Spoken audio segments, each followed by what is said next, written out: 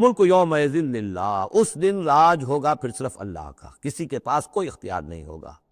یحکم بینہم، یعنی یہ کہ آج بھی راج تو اللہ ہی کا ہے، حکم اسی کا چل رہا ہے، لیکن یہ کہ پھر بھی کچھ نہ کچھ پردے پڑے ہوئے ہیں، کچھ نہ کچھ ڈرامے سے ہو رہے ہیں کہ یہاں یہ بادشاہ صاحب ہیں اور یہاں یہ سردار ہے قبیلے کا، کچھ نہ کچھ لوگوں کے نگاہوں کے اوپر پردے پڑے ہوئے، لیکن ایک دن آئے گا کہ وہ سب پردے اٹھ جائیں گے۔ لمن الملک اليوم للہ الواحد القہار، پکارا جائے گا آج کے دن کس کی بادشاہی ہے؟ اللہ کی، جو واحد ہے، قہار ہے۔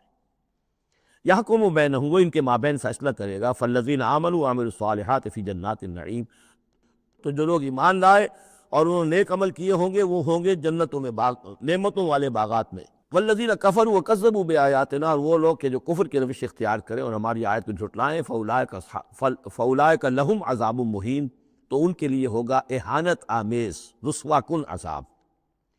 والذین ہاجروا فی سبیل اللہ، اب دیکھیے یہ ہجرت کا، چونکہ یہ بالکل یعنی مکی دور کے بالکل آخری زمانے کی یہ صورت ہے، بالکل متصل سمجھیے، جیسے کہ ہجرت کے متصل بعد سورہ بقرہ، ہجرت کے بالکل متصل قبل یہ سورہ حج۔ والذین ہاجروا فی سبیل اللہ ثم قتلوا، اور وہ لوگ جنہوں نے ہجرت کی اللہ کی راہ میں، پھر خواہ وہ قتل ہو گئے او ماتو، یا یہ کہ اپنی طبعی موت مر گئے، لَيَرْزُقَنَّهُمُ اللَّهُ رِزْقًا حَسَنًا، دونوں صورتوں میں اللہ تعالیٰ ان کو لازماً بہت رزق حسن عطا فرمائے گا۔ وَإِنَّ اللَّهَ لَهُوَ خَيْرُ الرَّازِقِينَ، اور یقیناً اللہ ہی ہے بہترین رزق دینے والا۔ لَيُدْخِلَنَّهُم مُدْخَلًا يَرْضَوْنَ، اور وہ لازماً داخل کرے گا انہیں ان جگہ، ان مقامات پر کہ جن سے وہ راضی ہو جائیں گے۔ وَإِنَّ اللَّهَ لَعَلِيمٌ حَلِيمٌ، اللہ تعالیٰ یقیناً علیم ہے، سب کچھ جاننے والا، اور حلیم ہے، تحمل والا ہے۔ ذَلِكَ وَمَنْ عَاقَبَ بِمِثْلِ مَا عُوقِبَ بِهِ، یہ تو ہے ہی، اور یہ کہ جو شخص زیادتی کرے، جس نے بدلہ لیا بمثل ما عوقب بہ، جیسا کہ اس پر زیادتی کی گئی تھی، جیسا کہ اس پر ظلم کیا گیا تھا، ثم بغی علیہ، پھر اس پر مزید زیادتی کی جائے، لینصرنہ اللہ، اللہ تعالیٰ اس کی لازماً مدد کریں گے۔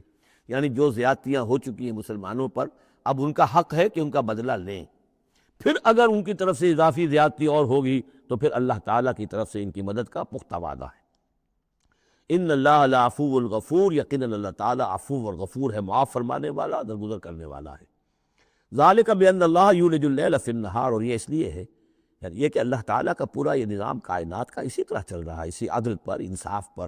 یہ نہ ہو تو جیسے کہ ابھی آیت آئی تھی کہ اگر ایک گروہ کو دوسرے گروہ کے ذریعے سے ہٹاتے نہ رہتے، نیست و نابود نہ کرتے رہتے، تو زمین میں فساد بچ جاتا۔ لہدمت الصوامع وبیع وصلوات ومساجد یذکر فیہا اسم اللہ کثیرا، اس طرح فرمایا کہ ہمارا ایک نظام ہے جو اس دنیا کا ہے، اس طرح کا ایک نظام جو ہے وہ آفاقی بھی ہے۔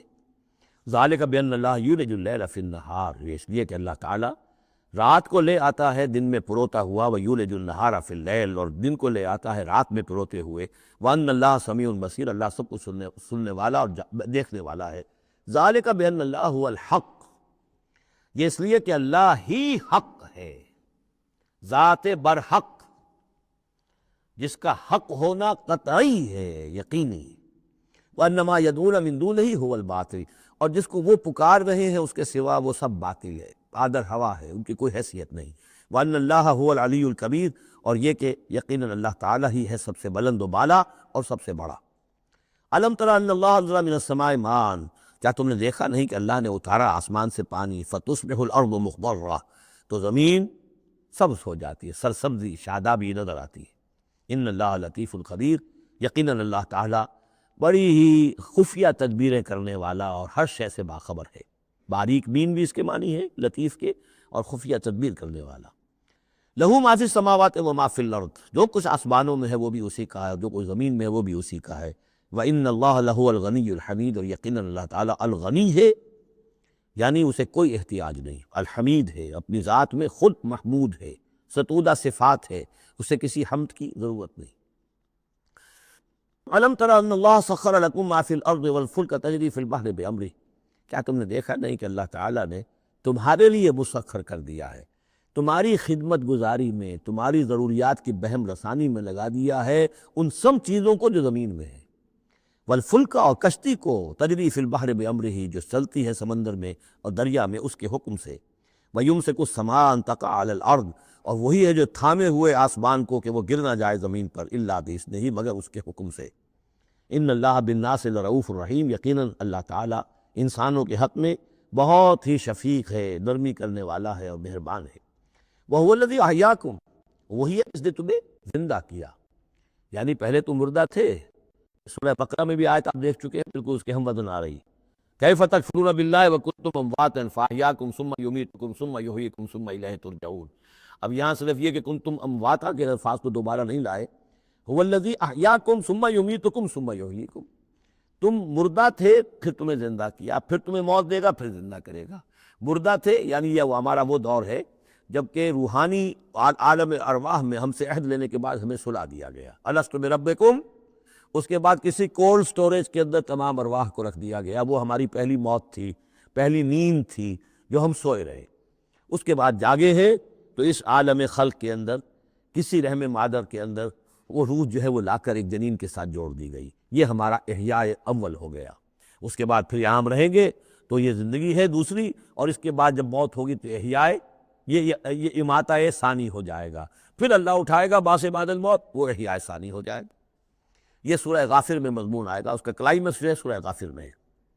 وَهُوَ الَّذِي أَحْيَاكُمْ ثُمَّ يُمِيتُكُمْ ثُمَّ يُحْيِيكُمْ إِنَّ الْإِنسَانَ لَكَفُورٌ، یقیناً انسان جو ہے وہ ناشکرا ہے۔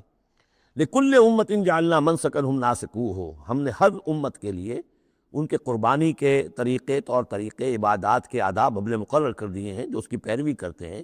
فَلَا يُنَازِعُنَّكَ فِي الْأَمْرِ، تو انہیں آپ سے جھگڑنا نہیں چاہیے، یعنی یہ کہ اگر یہود کے ہاں کوئی اور طریقے تھے قربانی کے تو اور یہاں بنی اسماعیل کے لیے ہم نے کچھ اور مقرر کیے، مسلمانوں کو اب کچھ اور طریقے ہم بتا رہے ہیں، تو اس میں کوئی حرج نہیں ہے، اس میں جھگڑنے کی ضرورت بات نہیں۔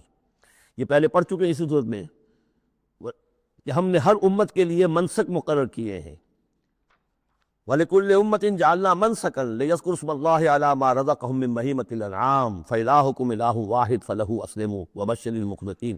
تو ہر قوم کے لیے، ہر امت کے لیے اللہ تعالیٰ نے قربانی کے قواعد و ضوابط بنائے، تو وہ اس کی پیروی کرتے ہیں۔ فَلَا يُنَازِعُنَّكَ فِي الْأَمْرِ، تو انہیں جھگڑنا نہیں چاہیے نبی آپ سے اس معاملے میں۔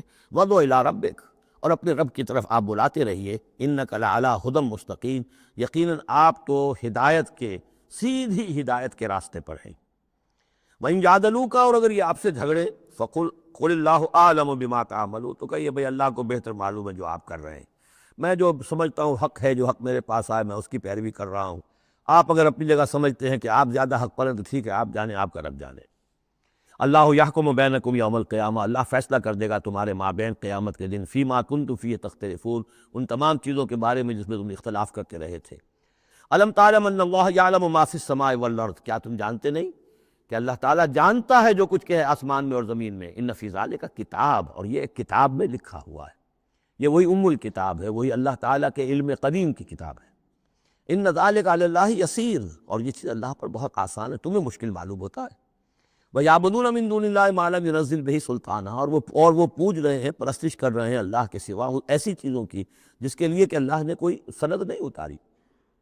یعنی اللہ کو تو ہم بھی مانتے ہیں، وہ بھی مانتے ہیں، اب اضافی جس کو وہ مانگ رہے ہیں تو اللہ کی طرف سے کوئی سند ہونی چاہیے ان کے لیے، تب تو درست ہے۔ اگر اللہ کی طرف سے سند نہیں ہے تو وہ بے بنیاد ہے۔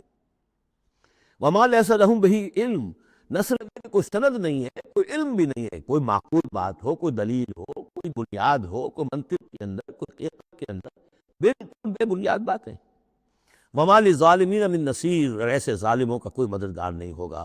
وَإِذَا تُتْلَىٰ عَلَيْهِمْ آيَاتُنَا بَيِّنَاتٍ، اور جب ان کو سنائی جاتی ہیں پڑھ کر ہماری آیات بینات، تَعْرِفُ فِي وُجُوهِ الَّذِينَ كَفَرُوا الْمُنكَرَ، تو تم دیکھتے ہو کہ ان کافروں کے چہروں کے اندر سخت ناگواری کے آثار پیدا ہو جاتے ہیں، بجائے اس کے کہ وہ اللہ کی آیات سن کر ان کے دل کھل اٹھیں، ان کے اندر خوشی کی کیفیت پیدا ہو، انبساط پیدا ہو۔ ہمارے رب کا کلام ہے، تعرف فی وجوہ الذین کفروا المنکر، تم دیکھتے ہو بڑی ناگواری کے آثار ہیں۔ یکادون یسطون بالذین یتلون علیہم آیاتنا، ان قریب ہوتا ہے کہ پل پڑیں گے، وہ حملہ آور ہو جائیں گے، تکہ بوکی کر دیں گے ان کی جو انہیں ہماری آیات پڑھ کر سنا رہے ہیں۔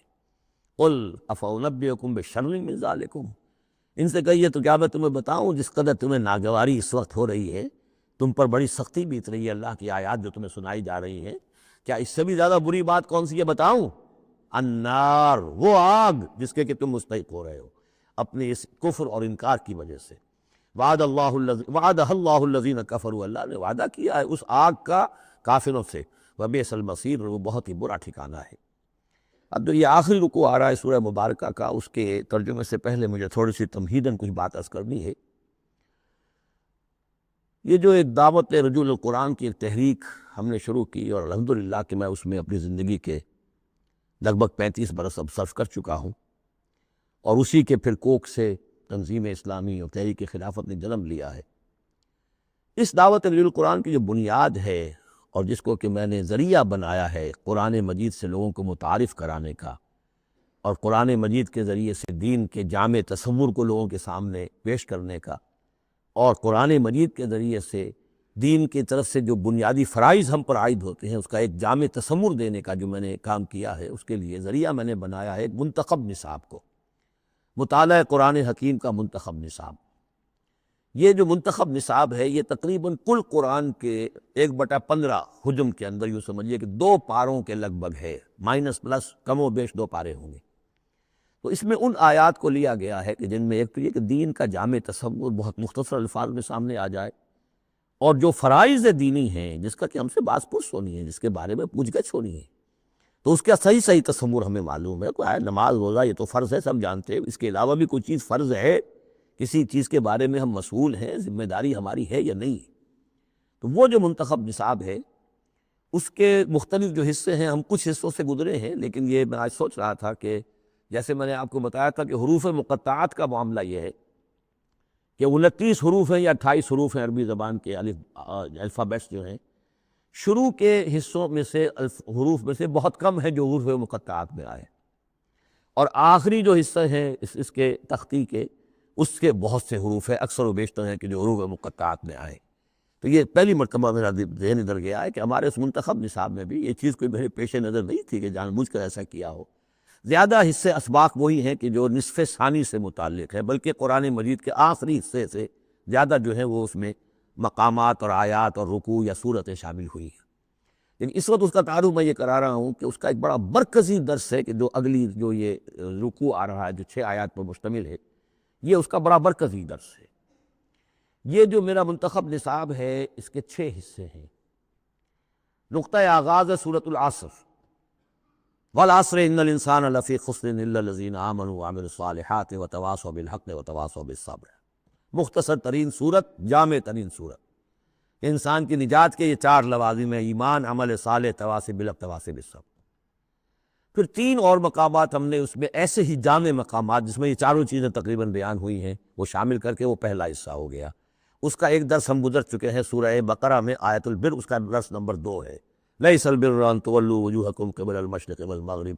نیکی جو تم نے سمجھی ہوئی ہے، کسی نے کسی شے کو نیکی سمجھا ہوا، کسی نے کسی کو نیکی سمجھا ہوا ہے، اصل نیکی کیا ہے، پوری نیکی کیا ہے، نیکی کی روح کیا ہے، جڑ بنیاد کیا ہے، نیکی کے مظاہر کیا ہیں، ان مظاہر میں پھر اقدمیت کس چیز کی ہے، اولیت کس شے کی ہے، ثانوی درجے میں کون سی ہے، پھر چوٹی کیا ہے، سمم بونم کیا ہے، سب سے اونچا جو مقام ہے، جو مقام مطلوب ہے وہ کیا ہے۔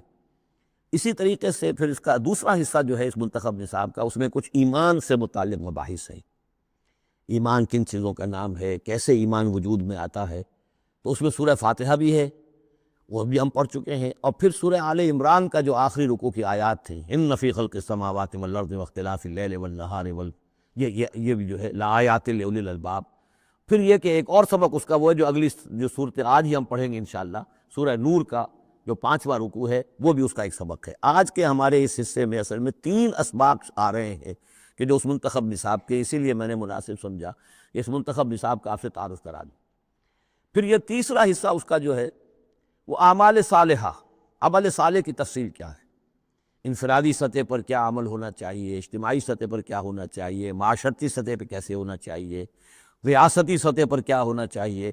تو اس میں خاص طور پہ معاشرتی سطح سے متعلق وہ سورہ بنی اسرائیل کے 2 رکوع ہم پڑھ چکے ہیں جو 15ویں پارے میں آئے، سورہ بنی اسرائیل میں تیسرا اور چوتھا رکوع، جو میں نے عرض کیا تھا کہ یہ 10 کمانڈمنٹس جو ہیں تورات کے، وہ گیا کہ ان کی یہ تعبیر ہے، قرآن مجید کی تشریح یہ ہے ان کی۔ تو اس طریقے سے یہ درس جو ہمارا وہ چلتا ہوا، پھر آخر تک جو حصے آئیں گے میں بر وقت آپ کو بتاتا جاؤں گا، لیکن یہ درس جو ہے یہ بھی در حقیقت اس کے تیسرے حصے کا آخری یا چوتھے حصے کا پہلا درس ہے، بالکل مرکزی جگہ، 3 حصے ادھر 3 حصے ادھر۔ یہ اس اعتبار سے جامع ترین مقام ہے قرآن کا کہ قرآن کی دعوت کو 2 حصوں میں تقسیم کر کے بیان کیا گیا۔ ایک قرآن کی دعوت عمومی ہے ہر انسان، کل نوع بشر کے لیے، اس لیے کہ حضور کی بعثت تمام انسانوں کے لیے ہے، ہر انسان کسے باشد، چاہے شمال کا ہو، جنوب کا ہو، مشرق کا ہو، مغرب کا ہو، کالا ہو، گورا ہو، پیلا ہو، نیلا ہو، کوئی ہو، سب کے لیے کیا دعوت ہے قرآن کی؟ قرآن کیا کہتا ہے؟ کوئی ہے یا نہیں؟ پہلے درجے میں تو دعوت عمومی الی کافۃ الناس، دوسرے درجے میں دعوت خصوصی، یہ کن کے لیے ہے؟ جو ماننے کا اعلان کرے۔ پہلی دعوت دعوت ایمان ہے، مانو اللہ کو، مانو رسول کو، مانو آخرت کو، مانو بعث بعد الموت کو، مانو جنت کو، مانو دوزخ کو، یہ ہے عام۔ جو یہ مانتے ہی نہیں، اب ان سے کوئی اور کلام نہیں، ان سے ہم کیسے کہیں کہ نماز پڑھو اور روزہ رکھو؟ وہ اللہ کو نہیں مانتے، قرآن کو نہیں مانتے، نبی کو نہیں مانتے۔ تو دعوت ایمان ہے دعوت عام قرآن مجید، اور پھر جو ایمان کا دعویٰ کریں اب ان سے خطاب ہے کہ اب جگر تھام کے بیٹھو، میری باری آئی، جب تم نے مان لیا تو ماننے کا یہ تقاضا پورا کرنا پڑے گا۔ اب وہ دعوت عمل ہوگی، یہ کرو اور یہ کرو اور یہ کرو اور یہ کرو۔ تو دعوت ایمان یہاں پر، اور پھر دعوت عمل، ان کو علیحدہ علیحدہ سے جو ہے اللہ تعالیٰ نے ان 6 آیات کے اندر بیان کر دیا۔ یا ایھا الناس، اب دیکھیے دعوت عمومی کا خطاب ہے، یا ایھا الناس، 4 آیتوں اس کے تابع ہیں، اور آخری 2 آیتوں میں پھر آئے گا یا ایھا الذین آمنوا، پھر وہ اہل ایمان سے جو ایمان کا دعویٰ کریں مان لیں کہ ہاں ہم نے مانا۔ یا ایھا الناس ضرب مثل فاستمعوا لہ، ایک مثال بیان کی جاتی ہے، ذرا توجہ سے سنو۔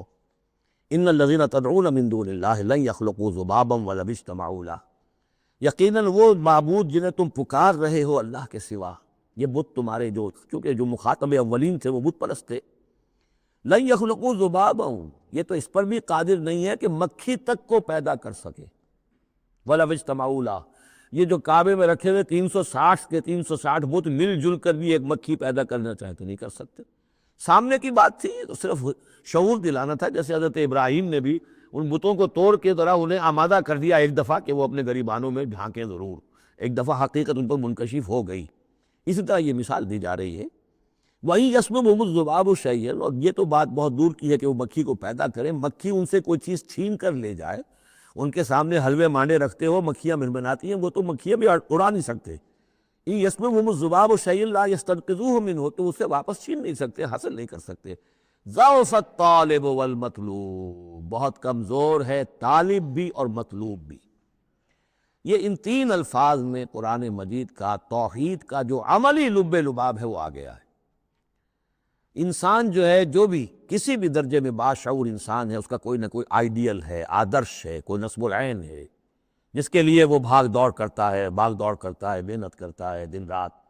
تو ظاہر بات ہے کہ وہ آئیڈیل گھٹیا ہوگا تو انسان بھی گھٹیا ہوگا، آئیڈیل اونچا ہوگا تو انسان بھی اونچا ہوگا، یہ دونوں چیزیں جو ہے کورسپونڈنگ جائیں گی۔ اگر آپ کا مقصود ہی پست ہے تو ظاہر بات ہے آپ کی اپنی شخصیت بھی بڑی پست ڈیولپ ہوگی۔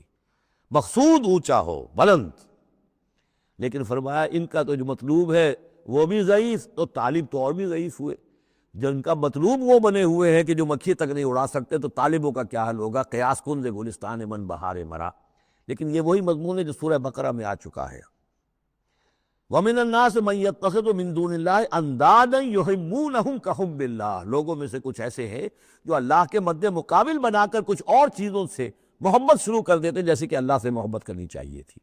اصل میں تو انسان کو بنایا گیا کہ لا محبوب الا اللہ، لا مقصود الا اللہ، لا مطلوب الا اللہ، مطلوب اللہ کے سوا کوئی نہ رہے، باقی ذرائع ہیں۔ زندہ رہنے کے لیے روٹی کھانی ہے، محنت کرنی ہے، ہل چلانا ہے، ذرائع ہے، مطلوب نہیں ہے۔ نہ کھیتی مطلوب ہے، نہ دکان مطلوب ہے، نہ پروفیشن مطلوب ہے، نہ ڈاکٹری، نہ انجینئرنگ، کوئی شے مطلوب نہیں، نہ دنیا مطلوب ہے، نہ اولاد مطلوب ہے، مطلوب صرف اللہ۔ یہ ہے توحید کا لب لباب، لا مطلوب الا اللہ، لا مقصود الا اللہ، لا محبوب الا اللہ۔ لیکن جو لوگ یہاں تک نہیں پہنچ سکتے، جیسے جس شخص کو بہت سخت بھوک لگی ہو، اگر اچھی چیز کھانے کو نہیں ملے گی تو برے میں بھی منہ مارے گا۔ اگر ان کا ذہن وہاں تک نہیں پہنچا، اگر ان کے ذہن کی پستی کا یہ عالم ہے کہ اللہ کی معرفت حاصل نہیں کر سکے، اللہ ان کا محبوب اور مطلوب و مقصود اصلی نہ بن سکا، تو کسی اور کو اللہ کی جگہ رکھ کر اور وہ پوجنا شروع کر دیتے ہیں۔ کوئی آئیڈیلی ہے، کوئی وطن ہے، کوئی قوم ہے، اور کچھ نہیں تو میرا اپنا نفس ہے، اپنے ہی حسن کا دیوانہ بنا پھرتا ہوں، اپنی ہی حریم ذات کے گرد طواف ہو رہا ہے۔ کہ ضعف الطالب والمطلوب ما قدر اللہ حق قدرہ، یہ اللہ کی قدر نہ کر سکے، اللہ کا اندازہ نہ کر سکے، معرفت حاصل نہ کر سکے اللہ کی جیسے کہ اس کے معرفت کا حق تھا۔ اللہ کو پہچان لیتے تو کسی اور سے کاہے کو لو لگاتے؟ حسین ترین کو اگر دیکھ لیں گے تو کمتر کو کون پھر پوچھے گا؟ تو دیکھ نہیں پائے ہیں جلال خداوندی کا کوئی نقشہ ان کے سامنے، جلال و جمال و کمال خداوندی کی کوئی جھلک نہیں دیکھ پائے، لہذا وہ عاشق بنے پھر رہے دنیا کے عروس ہزار داماد کے۔ ما قدر اللہ کا قدرہ ان اللہ لقوی عزیز، یقینا اللہ تعالیٰ قوی ہے، توانا ہے، طاقت والا ہے اور زبردست ہے۔ اللہ یصطفی من الملائکۃ رسلا ومن الناس، دو آیتوں میں تو بات آ گئی توحید اور شرک کی، اب ایک آیت میں رسالت۔ اللہ چن لیتا ہے فرشتوں میں سے بھی اپنے پیغامبر اور انسانوں میں سے بھی۔ ان اللہ سمیع بصیر، اللہ سمیع اور بصیر ہے۔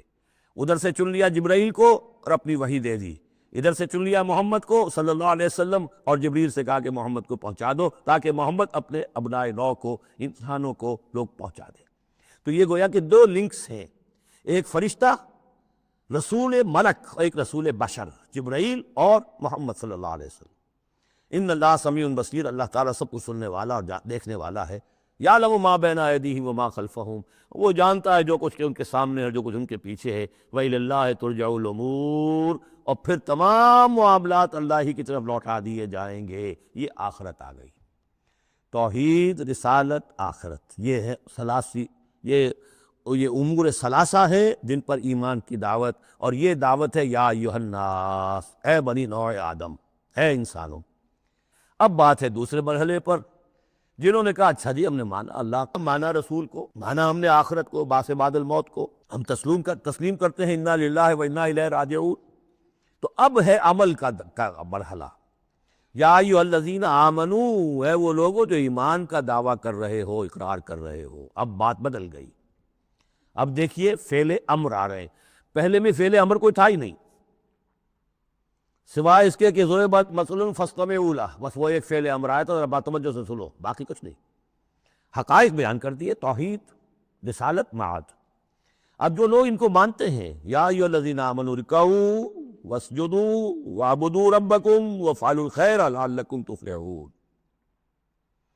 اے ایمان کے دعوے دارو رکوع کرو، جھکو اللہ کے سامنے، واسجدوا اور جھکو، پروسٹریٹ بیفور ہم، اس کے سامنے سر بسجود ہو جاؤ، وَاعْبُدُوا رَبَّكُمْ، اور اپنے رب کی بندگی، مکمل بندگی، ٹوٹل بندگی، اس کی پرستش نہیں، بندگی بھی، زندگی آمد برائے بندگی، زندگی بے بندگی شرمندگی۔ وَافْعَلُوا الْخَيْرَ، اور نیک کام کرو، بھلے کام کرو۔ اب بھلا کام کون سا رہ گیا؟ وَاعْبُدُوا میں تو سب کچھ آ گیا، بھلا کام کیا ہے؟ عبادت میں تو جو اللہ نے حکم دیا وہ ہم نے کر دیا، ہم نے بندگی کا حق ادا کر دیا۔ اب فعل خیر کیا ہے؟ وہ یہ ہے کہ خدمت خلق میں اپنے آپ کو لگا دو، اور خدمت خلق صرف یہ نہیں ہے کہ بھوکے کو کھانا کھلا دیا جائے، یہ بھی خدمت خلق ہے۔ سب سے بڑی خدمت خلق کیا ہے؟ ان کی عاقبت سنوارنے کی کوشش کرو، یہ سموچے جہنم کے اندر جا رہے ہیں، گویا کہ دعوت، ان کو بچاؤ، ان لوگوں کو اس حقائق سے خود بھی جن سے کہ تم آشنا ہو گئے ہو، جو حقائق تم پر منکشف ہو گئے ہیں، ان سے انہیں بھی روشناس کرو تاکہ ان کی عاقبت سنور جائے، ان کی بھی زندگی درست ہو جائے۔ لعلکم تفلحون، یہ کرو گے تو فلاح پاؤ گے۔ بہت اہم نکتہ ہے یہ۔ ہے ایمان کے دعوے دارو، یہ نہ سمجھ بیٹھو بس ایمان لے آئے تو بس فلاح ہی فلاح ہے، کامیابی ہو گئی بس، نہیں، یہ شہادت گاہ الفت میں قدم رکھنا ہے، یہ تو ابھی قدم رکھا ہے آپ نے، اب یہ کرو اور یہ کرو اور یہ کرو اور یہ کرو تاکہ فلاح پاؤ۔ اگر اس کے بغیر فلاح کی توقع کیے بیٹھے ہو تو یہ تمہارا اپنا خیال ہے، وشفل تھنکنگ ہے۔ تلک امانیکم قل ہاتوا برہانکم ان کنتم صادقین، یہ تو پھر تمہاری اپنے من گھڑت خیالات ہیں۔ اور اس سے بھی اگلا حکم ہے وجاہدوا فی اللہ حق جہادہ، جہاد کرو پھر اللہ کے لیے جیسا کہ اس کے لیے جہاد کا حق ہے۔ جی نہیں، یہ سجدہ جو ہے صرف حضرت شافعی کے نزدیک ہے، امام شافعی کے۔ وجاہدوا فی اللہ حق جہادہ، اور جہاد کرو اللہ کے لیے جیسا کہ اس کے لیے جہاد کا حق ہے۔ هو اجتباکم، اس نے تمہیں چن لیا ہے۔ کیا مانی؟ اب نبوت محمد پر ختم ہو رہی ہے صلی اللہ علیہ وسلم، اب آئندہ جبریل کسی کے پاس وحی نہیں لائیں گے کہ پھر وہ وحی پہنچائے لوگوں کو۔ اب یہ کام یہ کہ وہی جو جبریل وحی لائے اور جو محمد نے تمہیں پہنچا دی، اب تمہیں پہنچانی ہے پوری نوع انسانی کے تک۔ یہ ہے تیسری لنک، هو اجتباکم، اپنے نصیب پر فخر کرو، اللہ نے تمہیں چن لیا ہے، سلیکٹ کر لیا ہے۔ یہ بالکل وہی مضمون اب آ گیا جو سورہ بقرہ میں آیا تھا، وَكَذَلِكَ جَعَلْنَاكُمْ أُمَّةً وَسَطًا لِتَكُونُوا شُهَدَاءَ عَلَى النَّاسِ وَيَكُونَ الرَّسُولُ عَلَيْكُمْ شَهِيدًا۔ وہی مضمون آ رہا ہے، هُوَ اجْتَبَاكُمْ وَمَا جَعَلَ عَلَيْكُمْ فِي الدِّينِ مِنْ حَرَجٍ، اور تمہارے لیے تو ہم نے دین کے اندر کوئی تنگی رکھی ہی نہیں، ملت ابیکم ابراہیم، یہ تمہارے جد ابراہیم ہی کی ملت ہے۔